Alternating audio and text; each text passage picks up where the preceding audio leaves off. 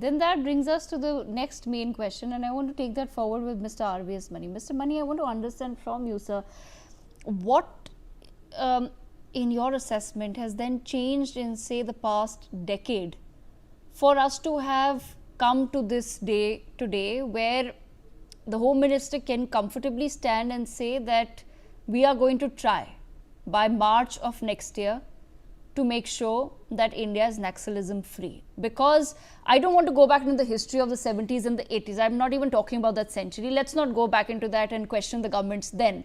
But if we were to talk about simply this century, we had 25 years to take decisions, to take a call. I want to understand from you, sir, what's changed in the last 10 years or the last decade, basis what Mr. Awasthi, former DGP of Chhattisgarh, has told us, that he has seen a shift himself in the past decade of many Naxals wanting to surrender. Thank you, Devina. Thank you very much. Good evening. I would take it like this. Mr. Awasthi, my respected previous speaker, had beautifully put out the template.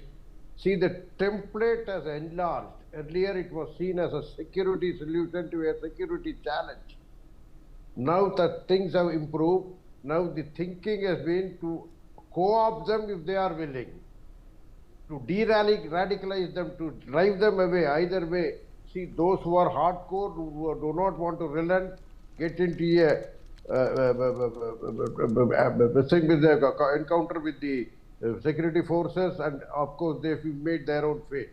But the template, see, I would take you to the Andhra Pradesh when it was combined, Telangana side part of it.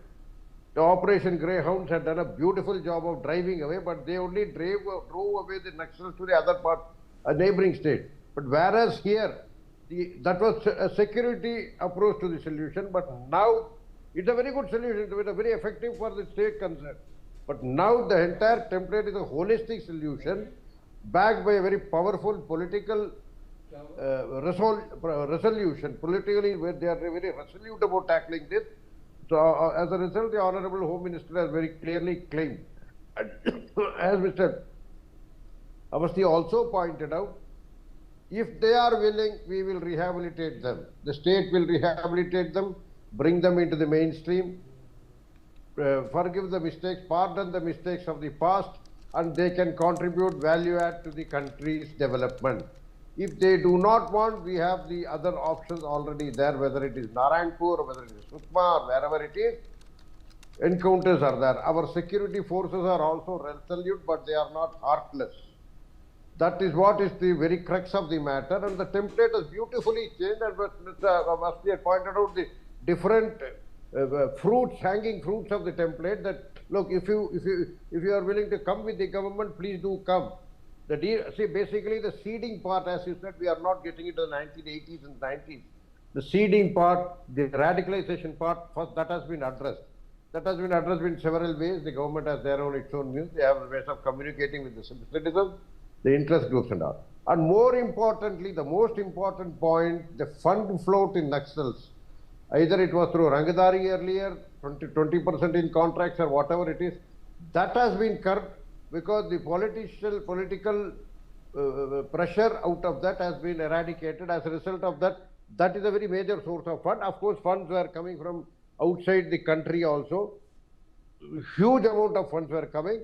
That has also been tackled. So, fund is the very lifeline of these type of militancy, terrorism, Naxalism. So, that has been cut out.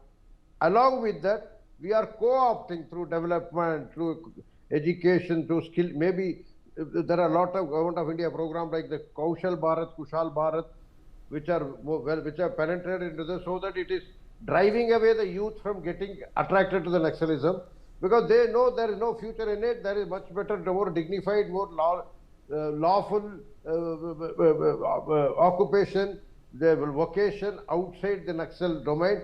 So the control of the Naxal over the area has been addressed.